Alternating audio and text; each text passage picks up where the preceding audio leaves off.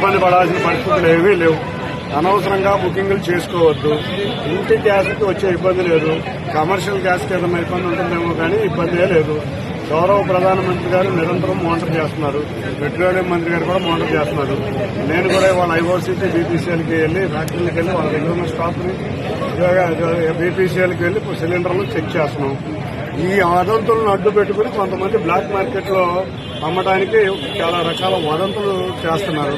అటువంటి వదంతులు చేసిన వారిని, బ్లాక్ మార్కెట్ లో అమ్మడానికి ప్రయత్నించిన వారిని కఠినంగా శిక్షిస్తాం. ప్రజలెవ్వరూ ఆందోళన చెందాల్సిన పని లేదు. నిన్న కూడా మనం చూస్తే ఇరాన్ నుంచి మనకి సూయజ్ కెనాల్లో నౌకల్ని అలౌ చేస్తున్నారు.